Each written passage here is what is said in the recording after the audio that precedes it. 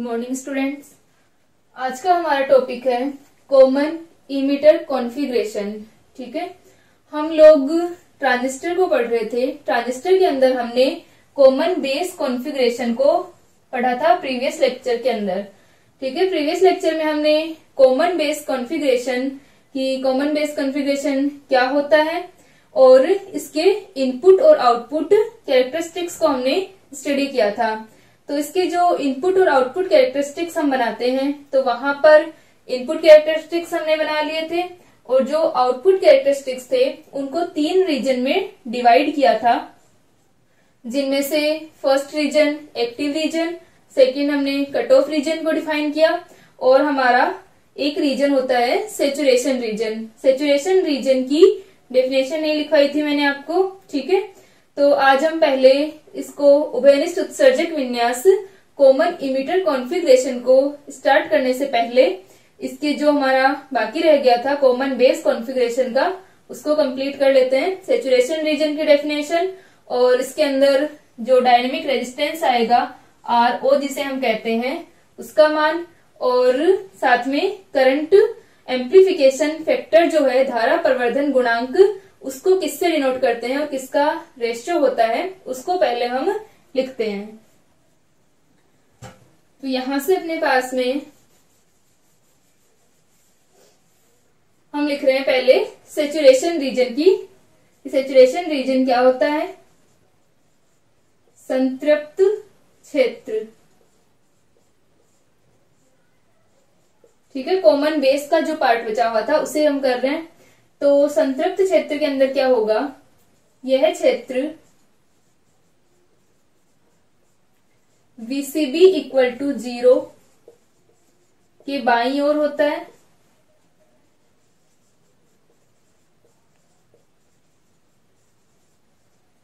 VCB equal to 0 होने का मतलब जो हमारे आउटपुट कैरेक्टरिस्टिक्स थे किस किस के मध्य थे? IC और VCB के मध्य। ठीक है, आउटपुट वोल्टेज और आउटपुट करंट जो थी इन दोनों के बीच में जो हमने कैरेक्टरिस्टिक्स ड्रॉ किए थे, तो ये लाइन क्या होगी? VCB इक्वल टू 0 की लाइन, क्योंकि इस एक्सिस पर VCB का मान क्या रहेगा? 0 रहेगा। जिस प्रकार हमारी XY एक्सिस होती हैं, तो क्या होता है? इस पूरी एक्सिस पे X का मान 0, इस पे Y का मान 0।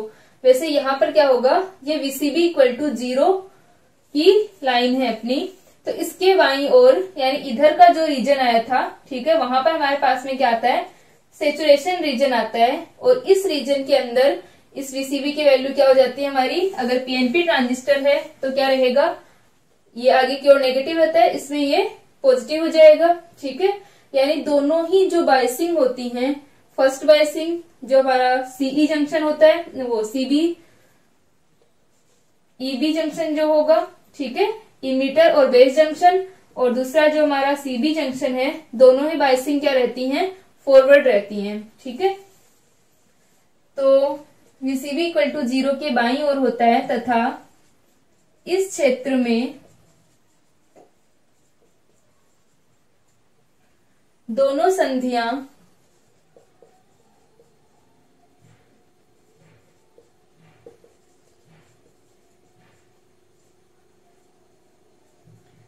संधियां अग्रदिशिक बायसित होती हैं।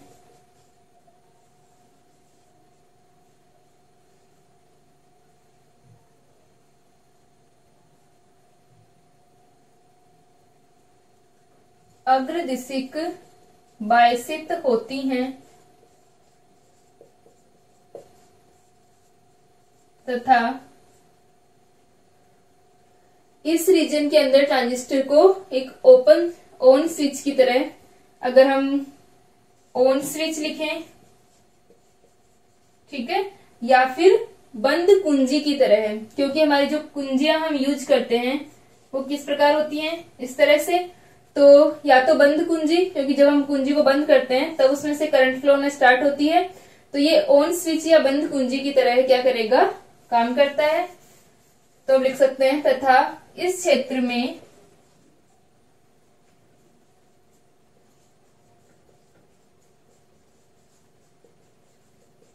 ट्रांजिस्टर को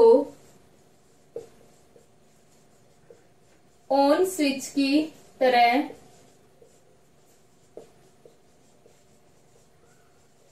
उपयोग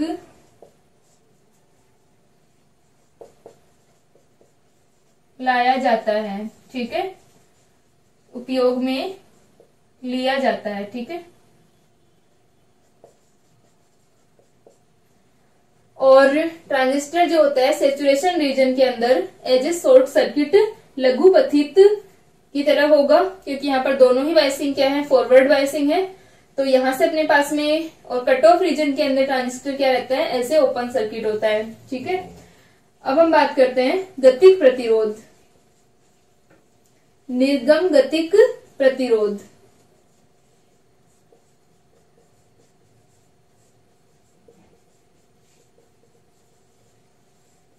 निर्गम गतिक प्रतिरोध क्या होगा,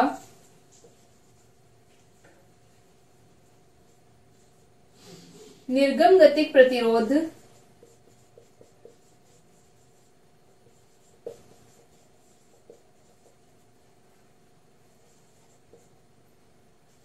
डेल्टा वीसीबी तथा डेल्टा आईसी का अनुपात होता है।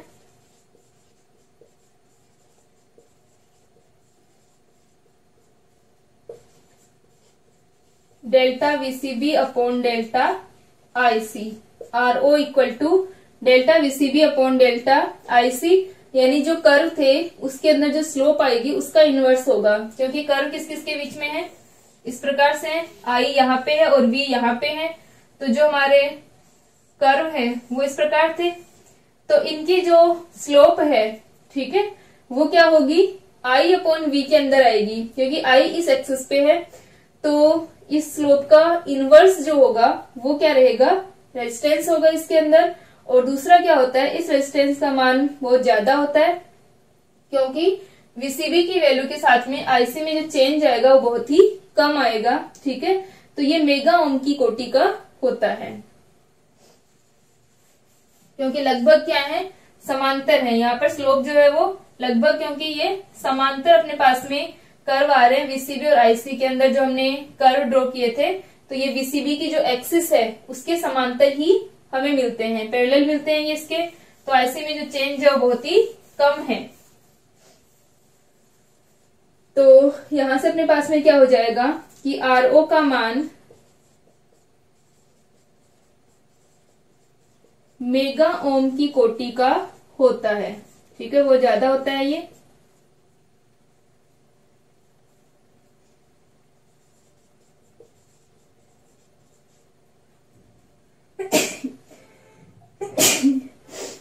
सॉरी, ठीक है, मेगा ओम की कोटि का होता है, क्योंकि आईसी तथा वीसीबी के मध्य वक्र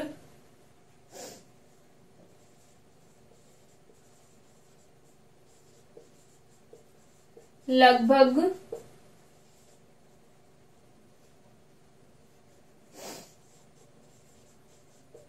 वीसीबी अक्ष के समांतर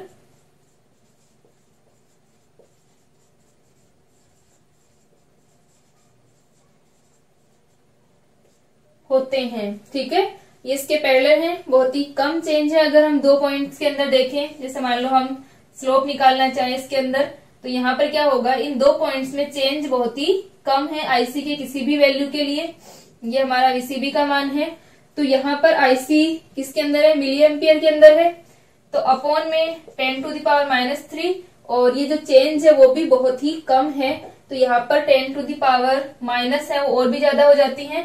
तो ये अप्रोक्सीमेट क्या हो जाता है, 10⁶ मेगा ओम की कोटि का हो जाता है। ठीक है, तो यहां से अपने पास में आरओ जो है, यानी निर्गम गतिक प्रतिरोध का मान बहुत ज्यादा होता है। ठीक है, इसको लिखिए।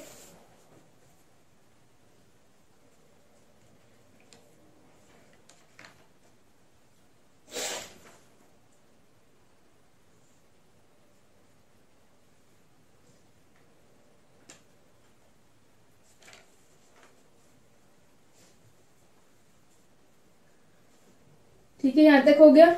अब हम लिखते हैं धारा प्रवर्धन गुणांक करंट एम्प्लीफिकेशन फैक्टर।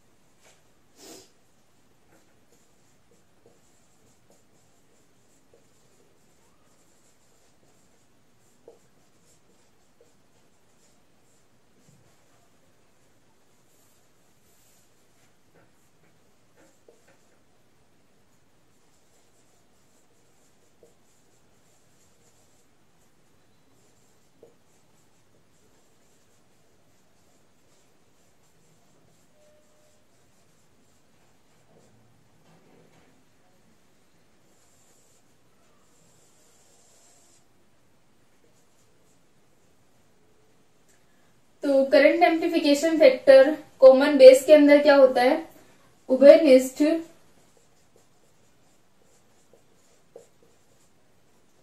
आधार विन्यास में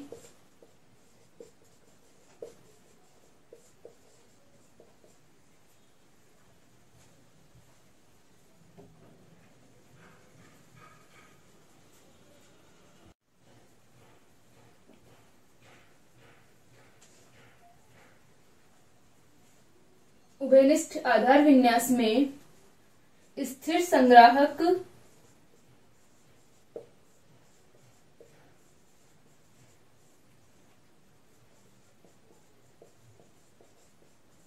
वोल्टता के लिए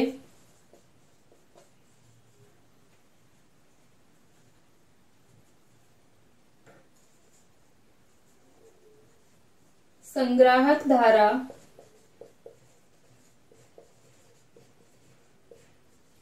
IC तथा उत्सर्जक धारा IE का अनुपात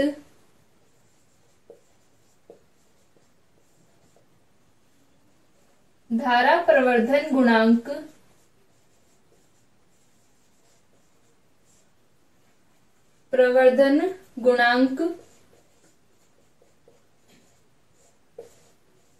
अल्फा DC कहलाता है।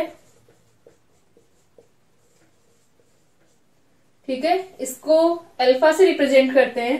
तीनों जो हम कॉन्फ़िगरेशन पढ़ेंगे, CB कॉन्फ़िगरेशन, CE कॉन्फ़िगरेशन और CC configuration, common base, emitter और कलेक्टर, तीनों के अंदर हम करंट एम्प्लीफिकेशन फैक्टर को निकालेंगे। तो वहां पर याद रखना कि कॉमन बेस में से किससे रिप्रेजेंट करते हैं और ये किन किन का रेशियो होता है। जैसे ये आउटपुट करंट और इनपुट करंट का रेशियो होता है। तो कॉमन बेस में आउटपुट करंट IC और इनपुट करंट IE होती है। कॉमन इमीटर के अंदर जो हमारी आउटपुट करंट और इनपुट करंट होंगी उनका रेशियो होगा और उसे हम बीटा से डिनोट करते हैं और कॉमन कलेक्टर में से गामा से डिनोट करते हैं। ठीक है, तो यहाँ पर अपने पास में हमने इसको लिखा है कि अल्फा DC कहलाता है। तो अल्फा DC का मान क्या आ गया, alpha DC equal to IC upon IE। ठीक है, तो IC अपॉन IE का रेशियो है और जो IE और IC है वो अप्रोक्सीमेट क्या होती है, इक्वल होती है। ठीक है, थोड़ा सा डिफरेंस होता है, IC थोड़ी कम होती है लेकिन अप्रोक्सीमेट इक्वल हम इसको कह सकते हैं। तो IE से बहुत ही कम डिफरेंस होगा इनके अंदर, IE और IC में। तो कम डिफरेंस होने की वजह से अल्फा DC का मान क्या रहता है, अप्रोक्सीमेट 1 रहता है, यानी 0.95 या 0.98 इस प्रकार से क्या रहती है, इसकी वैल्यूज रहती हैं। तो अल्फा DC का मान क्या रहेगा, अप्रोक्सीमेट 1 के इक्वल रहेगा। तो हम लिख सकते हैं चूंकि IC तथा IE लगभग बराबर होती हैं,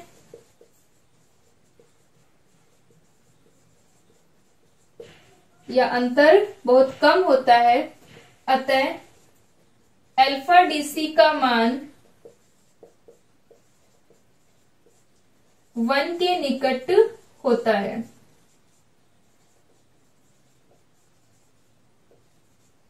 इसी प्रकार अगर हम बात करें डायनेमिक स्टेट की, गतिक अवस्था की, यानी एसी कंडीशन में हम इसकी बात करें तो क्या होगा, गतिक अवस्था के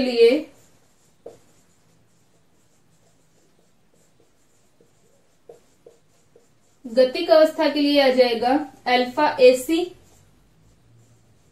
equal to delta I C upon delta I E. ये क्या है, करंट एम्प्लीफिकेशन फैक्टर है कॉमन बेस ट्रांजिस्टर के अंदर। इसको लिख लें। अब हम स्टार्ट करेंगे कॉमन इमिटर कॉन्फ़िगरेशन, उभयनिष्ठ उत्सर्जक विन्यास को।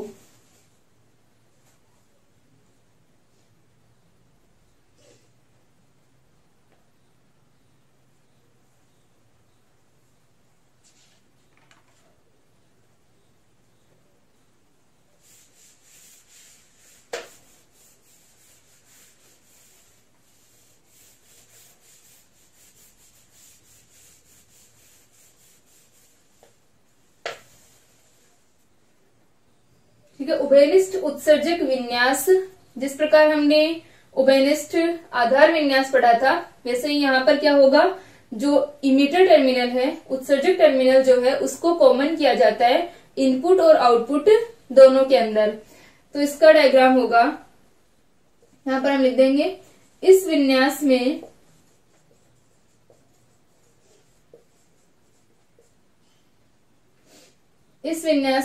उत्सर्जक टर्मिनल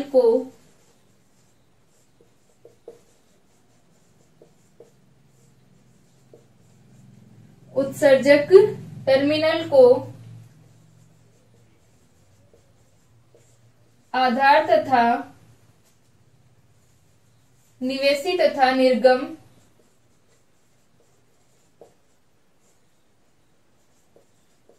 निर्गम दोनों में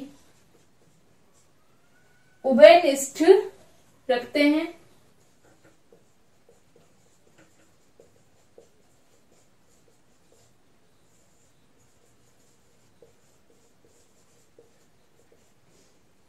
तो ये हमारा क्या है, पहले हम बना रहे हैं पीएनपी ट्रांजिस्टर के लिए। तो पीएनपी ट्रांजिस्टर ये कॉमन इमिटर कॉन्फ़िगरेशन है। तो यहां पर क्या आएगा, इमिटर टर्मिनल आउटपुट और इनपुट दोनों के साथ में कनेक्ट होगा, और पीएनपी अगर ट्रांजिस्टर है तो एरो की डायरेक्शन क्या होगी, अंदर की ओर होगी। ये अपना ई टर्मिनल है, ये सी टर्मिनल है, और ये बेस टर्मिनल है। तो एरो की डायरेक्शन अंदर की ओर, इसका मतलब आईसी और आईबी की डायरेक्शन क्या होगी, बाहर की ओर होगी, क्योंकि अपनी आईई क्या होती है, आईसी प्लस आईबी। ठीक है, तो ये आईई और ये दोनों मिलकर के क्या बनाएंगी, आईसी, और आईसी प्लस आईबी अपना आईई होगा। ठीक है, तो यहां से अपने पास में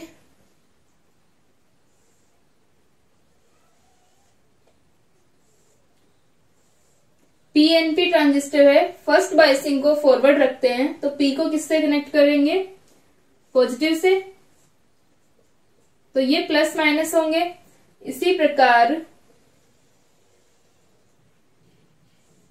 VCE का मान क्या होगा, चाहे तो हम इसे यहां कनेक्ट कर सकते हैं, तो VCE का मान होगा, पीएनपी ट्रांजिस्टर है तो P को नेगेटिव से करेंगे क्योंकि रिवर्स बायस कर रहे हैं, तो ये टर्मिनल हमारा नेगेटिव पे रहेगा और ये पॉजिटिव पे रहेगा।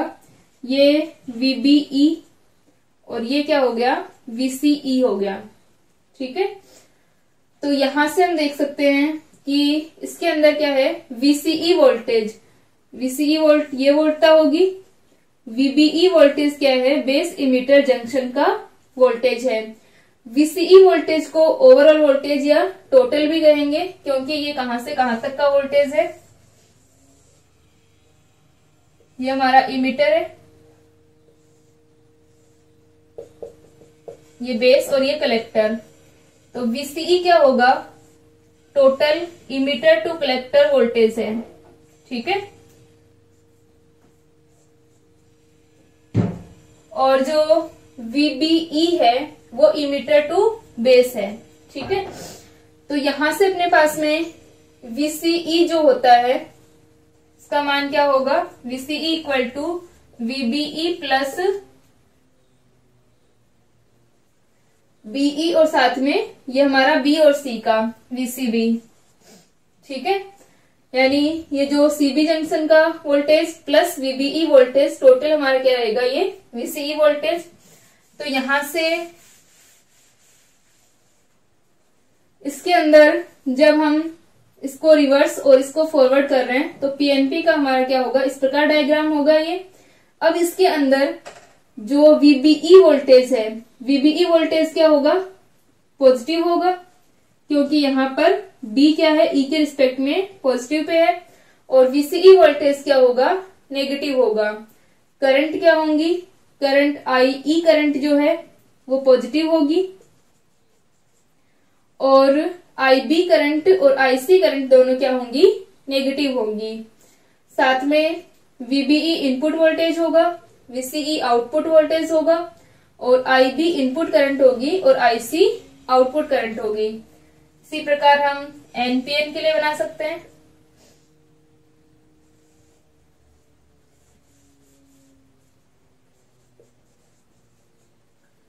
NPN के लिए क्या हो जाएगा,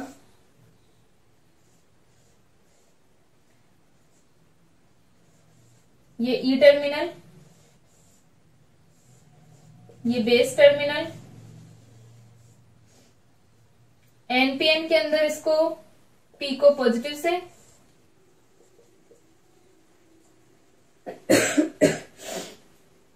ठीक है, यहां पर हमारा गलत है, ये PNP है तो N को हमें किससे, नेगेटिव पे और P को पॉजिटिव पे रखना है। ठीक है, और ये P टर्मिनल है, इसको नेगेटिव पे इसको पॉजिटिव पे। ठीक है, और इसके अंदर क्या हो जाएगा, PNP, ये हमारा NPN है तो P क्या रहेगा, पॉजिटिव पे और E नेगेटिव पे रहेगा। ये C टर्मिनल है, इसके अंदर क्या होगा, इसमें हम रिवर्स बायस करते हैं तो NPN के अंदर N किस पे होगा, इसमें पॉजिटिव पे और ये नेगेटिव पे। ठीक है, तो इसके अंदर क्या रहेगी, रिवर्स बायस रहेगी। ये IC करंट है और ये IB करंट है और ये IE करंट है।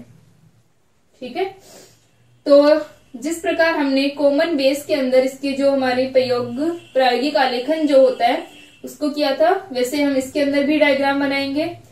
और साथ में आप लोग ये बना लें एक बार और इसके साथ में लिख लेना कि उभयनिष्ठ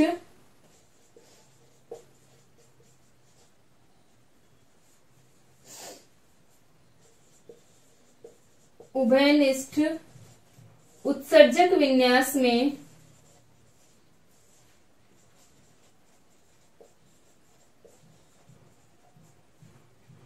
आधार धारा IB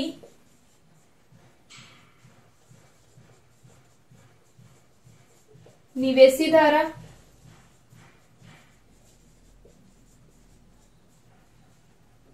संग्राहक धारा IC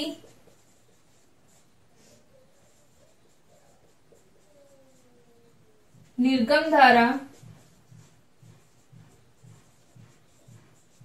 ठीक है, और VBE वोल्टेज, VBE वोल्टता, निवेशी वोल्टता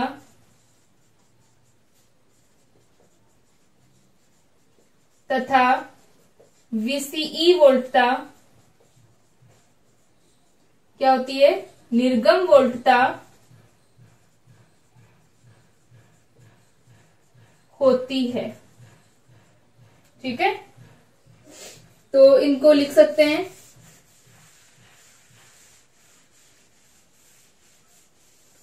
कि जो इनपुट करंट हो गई वो क्या हो गई, IB, आउटपुट करंट क्या हो गई, IC, इनपुट वोल्टेज क्या हो गई, VBE, और आउटपुट वोल्टेज क्या हो गई, VCE।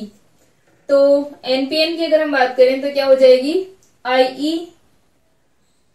IB क्या है, नेगेटिव, IC भी क्या है, इसमें पॉजिटिव है दोनों, ठीक है। और ये दोनों क्या है, इसके अंदर बेस हमारा पॉजिटिव पे है, ये नेगेटिव पे है, ये पॉजिटिव होगा और इसमें भी ये पॉजिटिव होगा, ठीक है। और PNP के अंदर क्या हो जाएंगे, जस्ट इनके अपोजिट होंगे। तो ये हमारा कॉमन इमिटर का कॉन्फ़िगरेशन हो गया इस प्रकार। अब हम इसकी कैरेक्टरिस्टिक बनाएंगे। इससे पहले हम इसकी जो प्रायोगिक आलेखन होता है उसको बनाते हैं। इसको लिख लो।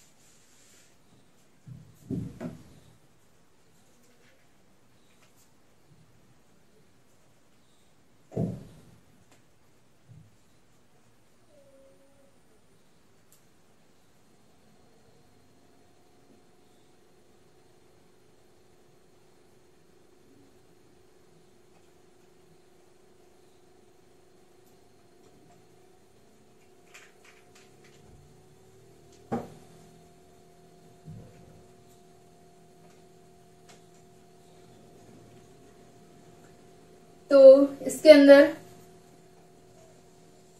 NPN के लिए हम बना रहे हैं इसे। तो ये किस प्रकार होगा,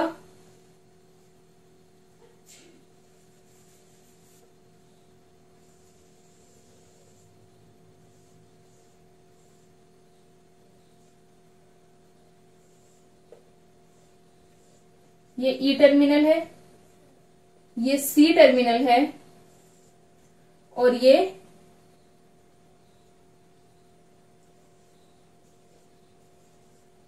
B टर्मिनल होगा, ठीक है। इसके अंदर क्या हो जाएगा, जो E टर्मिनल है ये क्या है, उभयनिष्ठ है, कॉमन है दोनों के अंदर। तो यहां से अब हम बात करते हैं VBE वोल्टेज। तो VBE हमारी वोल्टता क्या होती है, BE जंक्शन का जो वोल्टेज ड्रॉप है वो क्या होगा, VBE वोल्टता होगी। तो VBE यहां पर होगा अपने,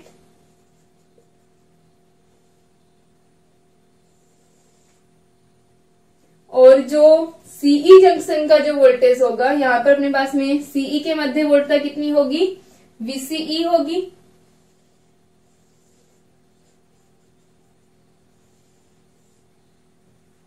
अब करंट की डायरेक्शन क्या होगी, NPN है तो करंट ये बाहर की ओर होगी, तो ये दोनों अंदर आती हुई होंगी।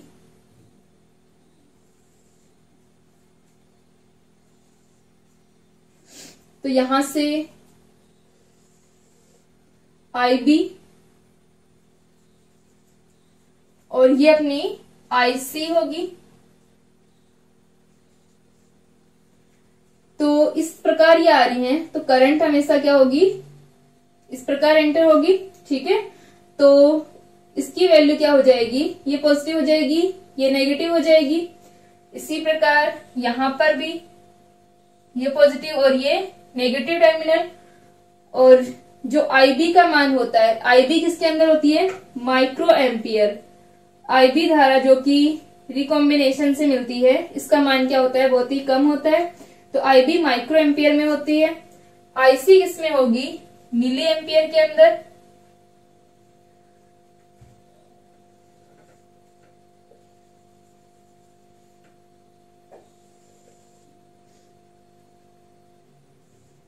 अब यहाँ पर जो हमारी सप्लाई होगी किस प्रकार होगी कि जो NPN हमारा ट्रांजिस्टर है, इसके अंदर फर्स्ट बायसिंग किस में रखते हैं, फॉरवर्ड के अंदर रखते हैं। तो ये रहेगी, P को पॉजिटिव से कनेक्ट करेंगे,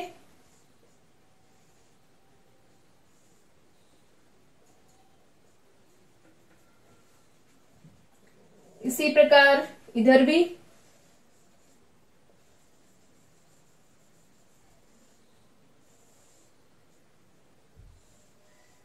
यहां पर N किससे कनेक्ट होगा, रिवर्स बायस है, N पॉजिटिव से हो जाएगा।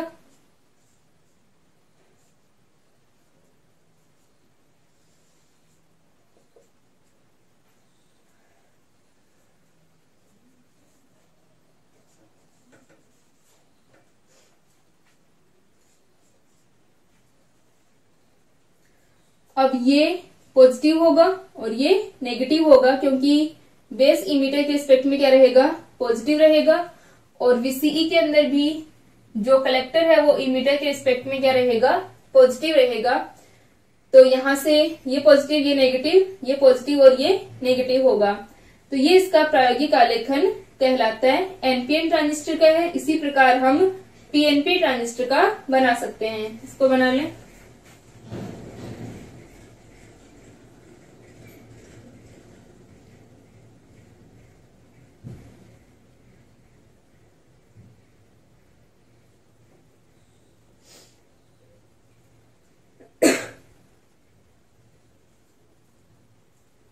ठीक है, इसके लिए ये क्या है, उभयनिष्ठ उत्सर्जक विन्यास में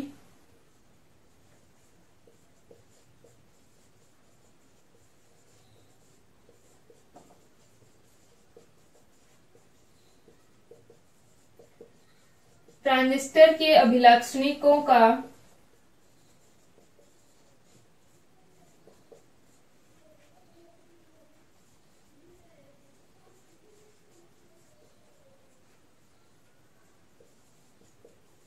प्रयोग द्वारा आलेखन। ठीक है, तो जो भी हमारे टर्मिनल्स रहेंगे, कनेक्शन जो होता है ट्रांजिस्टर के अंदर, अगर आप लोग एक्सपेरिमेंट भी करोगे ट्रांजिस्टर का, तो क्या रहेंगे, इस प्रकार सारे कनेक्शन किए जाते हैं। ठीक है, तो पीएनपी के अंदर क्या हो जाएगा, जस्ट अपोजिट रहेगा। पीएनपी अपने पास में अगर ट्रांजिस्टर हम ले रहे हैं तो एरो की डायरेक्शन अंदर की ओर होगी, तो आईई वहां पर पॉजिटिव, आईबी आईसी वहां पर नेगेटिव होंगी। तो आईबी और आईसी की डायरेक्शन ये वाली होगी, तो ये पॉजिटिव और ये नेगेटिव हो जाएगा। और वीबीबी और वीसीसी जो हमने सप्लाई है वो भी क्या होगी कि पी को नेगेटिव से कनेक्ट करना होगा यहाँ पर, और एन को भी नेगेटिव से। तो ये इस प्रकार इसका आलेखन होता है। अब हम लोग इसके निवेशी अभिलाक्षणिकों को लिखेंगे कि निवेशी अभिलाक्षणिक क्या होते हैं और किनके मध्य बनते हैं और किस प्रकार ये बनते हैं। ठीक है, इसको बना ले।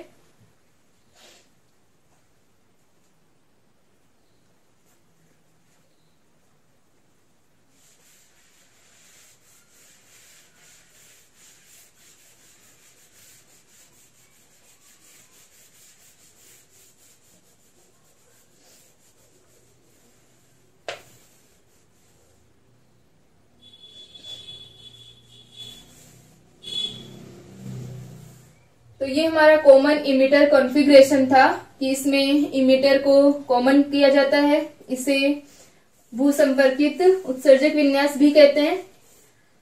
अब इसके अंदर हम बात करते हैं निवेशी अभिलाक्षणिकों की।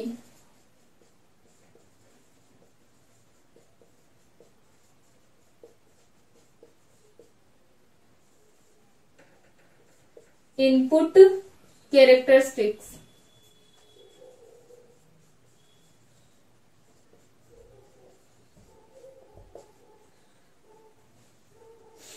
तो इनपुट कैरेक्टरिस्टिक्स किन किन के मध्य होते हैं, हम लिख सकते हैं उभयनिष्ठ उत्सर्जक या फिर ट्रांजिस्टर के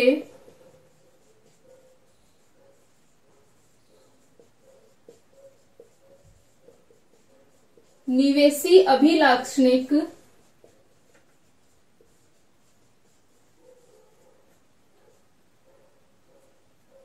निवेशी धारा आईबी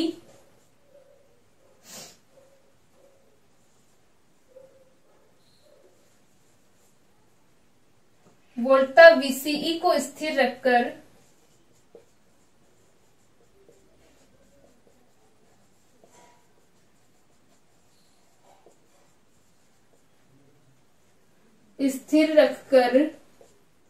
धारा आईबी तथा वोल्टता वीबीई के मध्य बनाते हैं।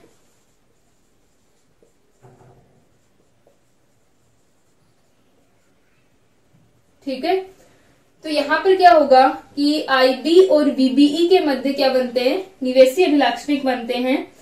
तो आईबी और वीबीई और वीसीई को क्या रखा जाता है, कांस्टेंट रखा जाता है। VCE की अलग अलग वैल्यूज के लिए इसके ग्राफ ड्रॉ किए जाते हैं।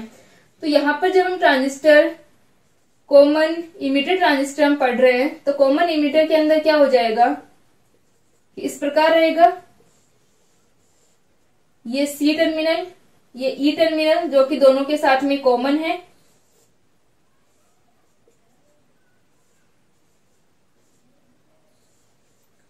यहां से E, B और C दोनों के साथ में क्या रहेगा, कॉमन रहेगा।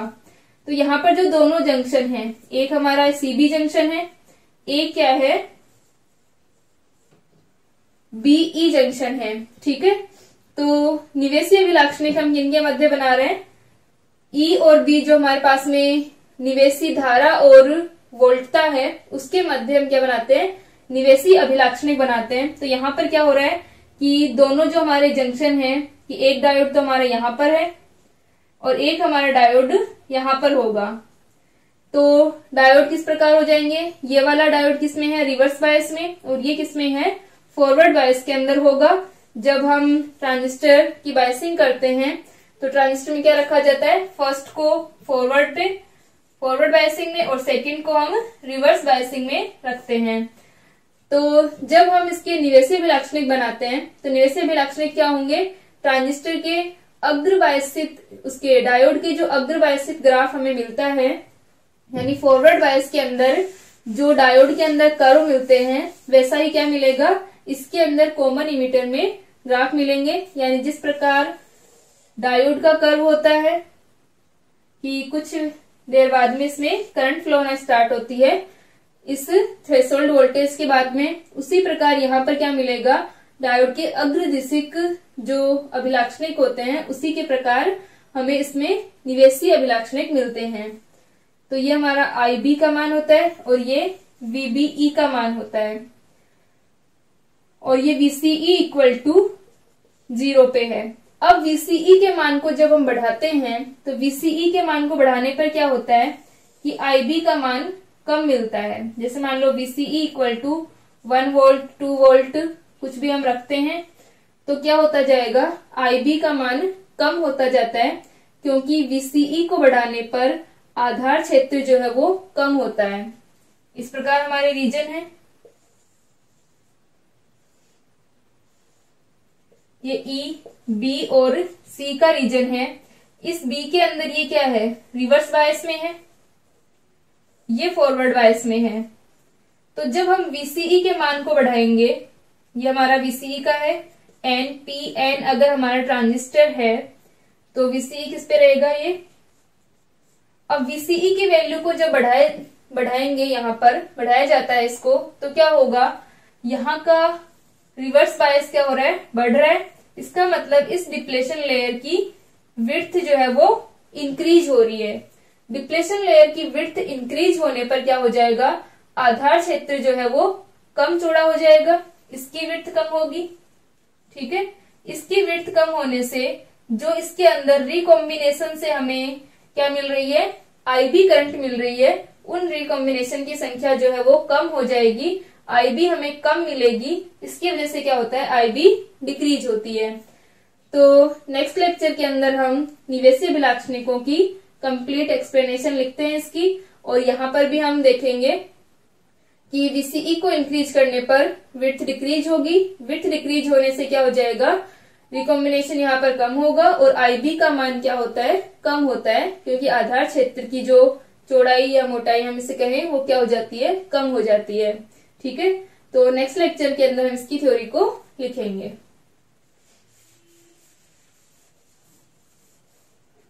और इसके बाद में हम इसके आउटपुट कैरेक्टरिस्टिक्स को ड्रॉ करेंगे।